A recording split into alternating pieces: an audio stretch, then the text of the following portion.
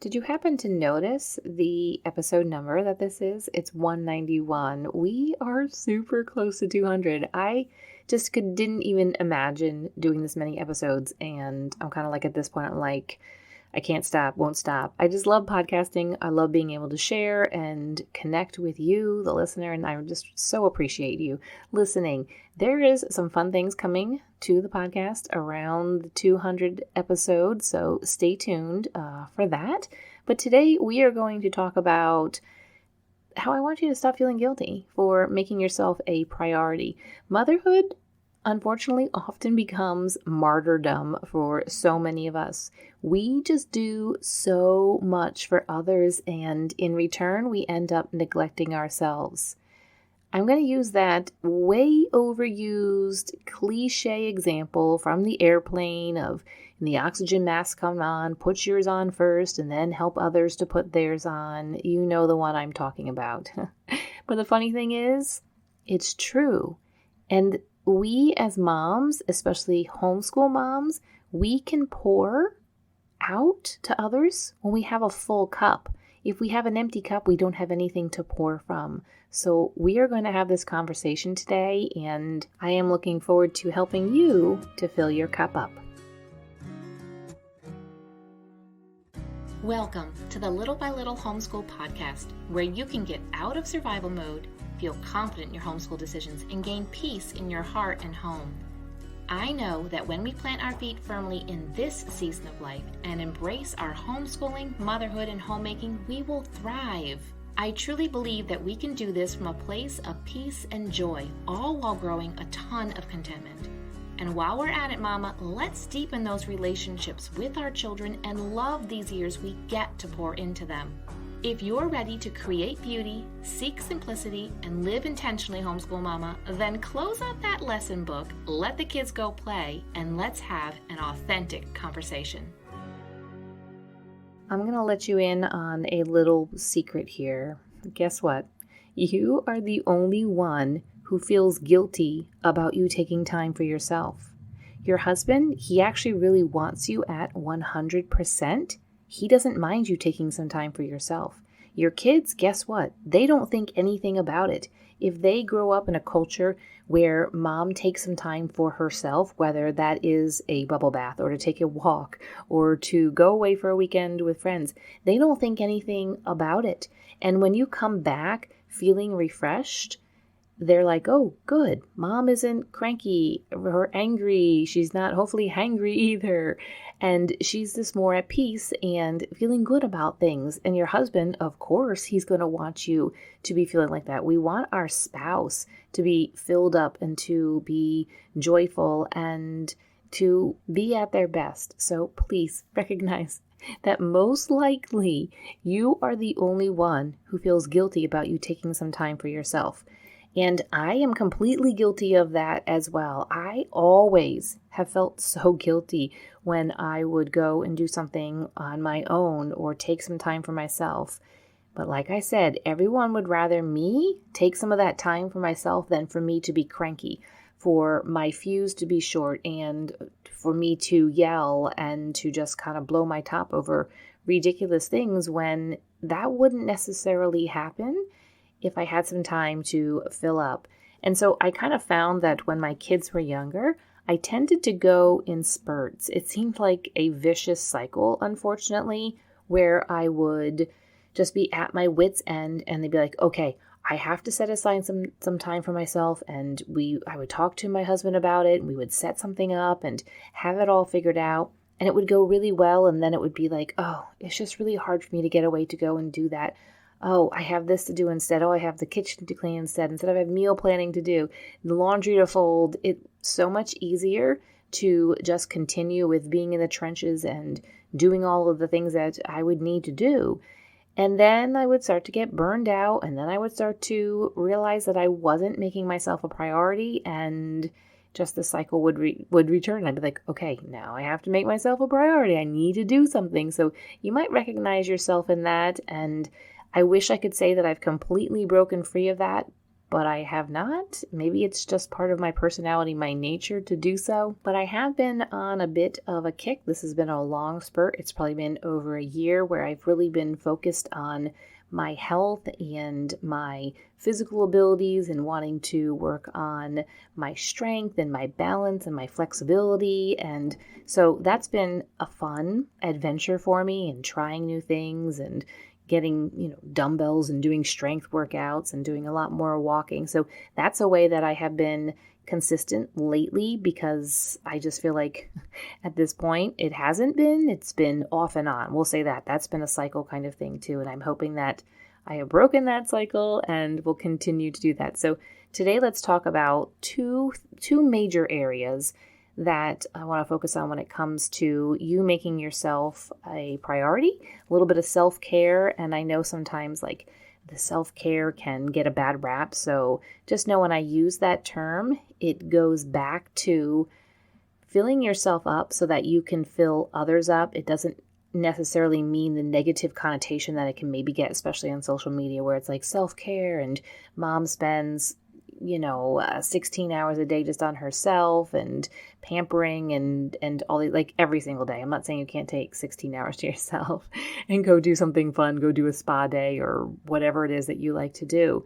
But this constant, well, I need self-care today, I need self-care the next day and the next day and the next day and the next day, like all day. That's kind of taking it to extreme.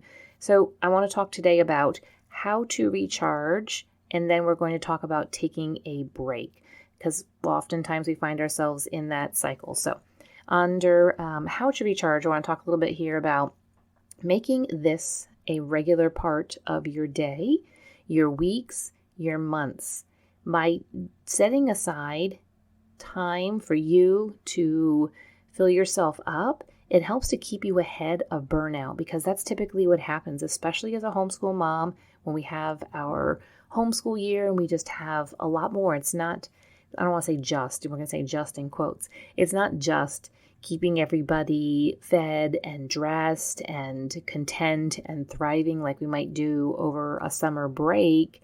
This is also adding in education and being intentional with how you carry that through, which also depends upon your style and what your focus and your vision and your goals are for your homeschool.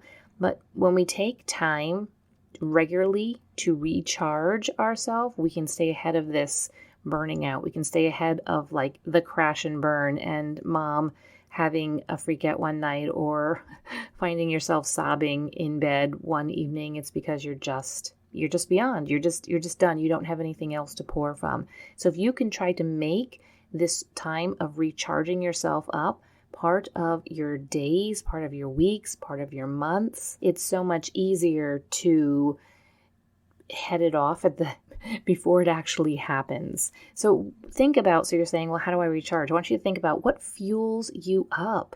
What is it you like to do? Do you like to spend maybe some time alone? Is it time alone at home? Is it time alone outside somewhere? Is it time alone just maybe at a coffee shop? Like, what does that look like?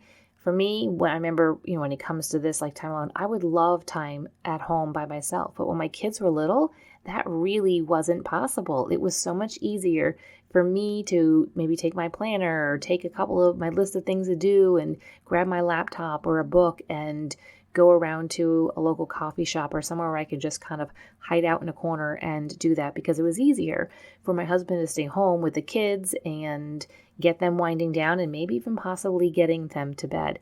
So think about what fuels you up. Is it time alone?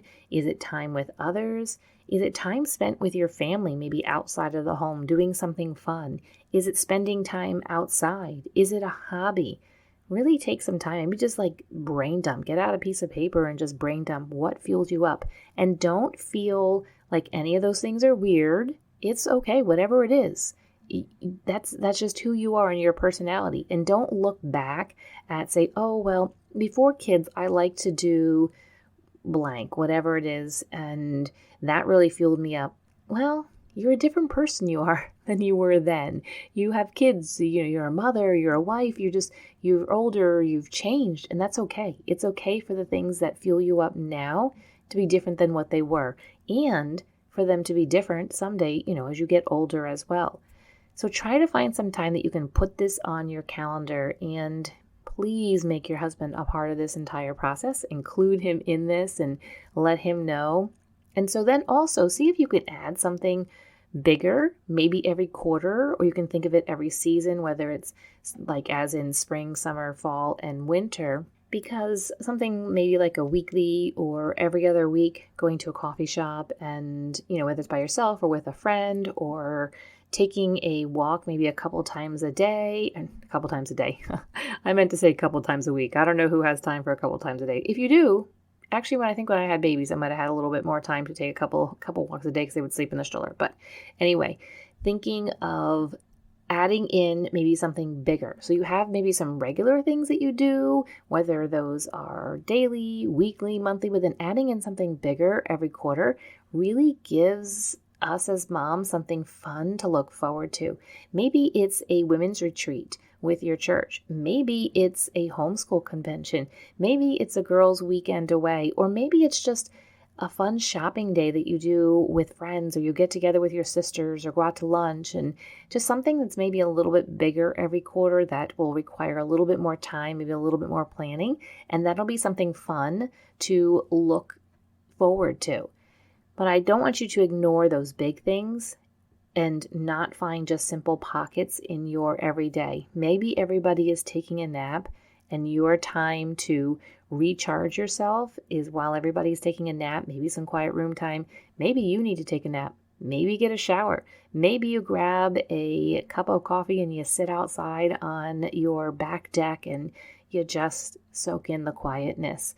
Maybe it's going for a walk in the evening after dinner and dad gives everybody a bath, but just finding some simple pockets in your day. Maybe it's even the kids are playing and they're just perfectly happy and content to be playing, and you take some time to pull out your Bible and read through your Bible, find a book to read, just something that will bring you just a little bit of joy and a little bit of reprieve, and just take a deep breath in and deep breath out just every single day, maybe throughout the day, even just some sweet, simple moments that will help you recharge. I think sometimes just as much as maybe something really big. Now, the second thing I want to focus on here is taking a break. Sometimes we just, even if you have all of this figured out and you have it planned in and you say, every single week I am going to just take a couple of hours to myself and just get out of the house, get off of the property. Maybe it, and that includes maybe taking a walk a couple of times a week, not a day, but maybe just you have these couple of little things, but still, and maybe some bigger things, and you figured out some things to do each season, something fun to do maybe once a month that's kind of a little bit bigger. But sometimes we just get to the point that we have our best laid plans and we have all of this factored in. We're not going to burn out. Sometimes the best laid plans, they aren't enough because you right now are in a very full season of life. And it's okay to admit that. And it just is what it is. Any of us who have kids, like me, my kids are older. We've been there, done that. And I completely understand. And it's okay to lean into it. And it doesn't mean that the very full season of life means everything is terrible and bad and drudgery. No, there's just a lot of life and a lot of activity going on in your home. There's a lot of maybe emotions and there's personalities and there's just wants and needs. And so you're just in a really full season right now and you need some more recharging than when maybe you were single before you got married, or even when you were married before you had kids. You might need just a little bit more recharging or slightly different recharging, and it'll be a different type of recharging someday when your kids all move out. It'll be a different type of recharging that you'll need then. So it's okay to take breaks. So oftentimes when we, as a homeschool mom, we have all the things like I mentioned earlier, and then we also have our home education that we're responsible for, and we take that really very seriously. And so sometimes maybe we just need to take a break from our homeschool and just allow our bodies and our minds and our emotions just a little bit of a break. So if homeschooling is just kind of the tip of the iceberg and it's overwhelming right now, think about maybe adjusting your homeschool calendar. In other words, when you are actually focused on, or maybe when you're tracking days for it, or when you're doing actual formal lessons. One thing to consider is possibly moving into a more year-round homeschooling. This is a phenomenal way to head off burnout when it comes to our homeschool. So look into maybe just doing things a little bit more year-round. Instead of having a 3 months off for the summer break, maybe you do something where maybe you just have a month off or a couple weeks off, and you might be like, that sounds, I don't know how they even to do that. I'm going to tell you right now, I moved to a more year-round model for quite a few years, and it saved me. It literally saved me and my sanity when it came to homeschooling. It helped to save my relationship with my kids, and it was really the perfect solution for quite a few years. So maybe that's something to look into if trying to cram all the things for homeschool into 7, 8, 9 months is just not working out for you. Think about and look into possibly kind of switching up your calendar to more year-round, which is something that we get to do together and clarify your homeschool when we figure out how to set up your calendar and what does that look like and what does that look like right now in this season of life. So year-round is definitely an option, and definitely a good option if you're feeling like it's becoming too overwhelming and you need to kind of stretch things out a bit. The last thing I want to mention here when it comes to taking a break is just overall, is there something that you need to put aside? Is there multiple things you need to put aside? Maybe it is a commitment outside the home that just isn't serving you very well right now. Maybe it's time to put that aside, knowing that you're just putting it aside, just putting it on the shelf. Nobody said you can't take it back off the shelf next year or in a couple of years, but just think about, is there something that you need to put aside? I remember there was multiple times where I would volunteer or work in some type of ministry, and it just would become, or maybe I was committed to a Bible study or committed to some other group, book club, something, and it worked well, and it was a great thing for me to do in a certain season, in a certain couple of years of life. And then life just became a bit more intense at home, and it just became a lot to do. And there's actually a Bible study that it's like kind of in the community. The church, it was in the church, in our church for a while, and now it moved to another church.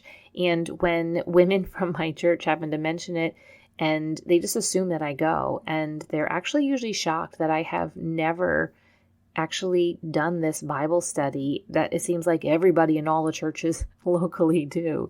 And I know so many people who attend this Bible study, and I've had this opportunity to be a part of it for 8 years, and it just, I was like, no, I mean, I'm sure it's wonderful, and I would probably really like it. It just hasn't worked well in the past 8 years, and that's okay. It's okay to say no to something before you've even done it. And it's okay to say no if it's something that just isn't serving you very well right now. So think about, are there things that you need to put aside in order to allow that margin in your life? Maybe by putting something aside, it actually allows you that margin to be able to make yourself a little bit of a priority and pour into yourself a little bit, so that right now you can pour more into your husband and into your children and into maybe your neighborhood, your community, and whatever areas that you really feel God has calling you right now. But it's okay to put aside something on the shelf for a little while so that you can do those and be able to pour well into your family. Because let's be honest, nobody enjoys a cranky mom.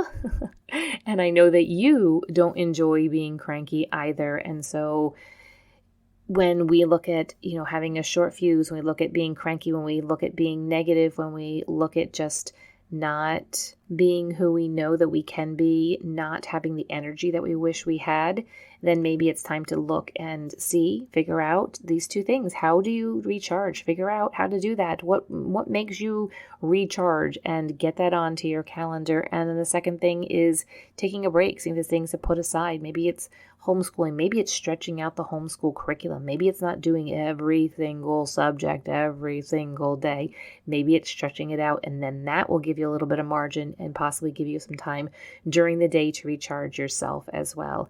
So friend, if you are looking for some community to maybe bounce some of these ideas off of and to hear what others do who are also homeschool moms when it comes to recharging and taking a break, we'd love to have you over in the Facebook group. The link is in the show notes, so you can go ahead and join today. That would be a great way to be able to connect with others. So friend, this has been good. I hope that it has given you some ideas, and I'd love to hear about those ideas as well. In the meantime, go figure out what's going to make you recharge and get that on the calendar and go for it. Go do it. If this podcast has encouraged you, the number one way you can thank me is to leave a written review on Apple Podcasts. I love to hear how this show has impacted you. So if you could hop over and do that, I'd be so grateful. While you're at it, take a screenshot of this episode and share it with your friends to encourage them. You can also find me over on Instagram at Little by Little Homeschool. Until next time, have a beautiful day, Mama.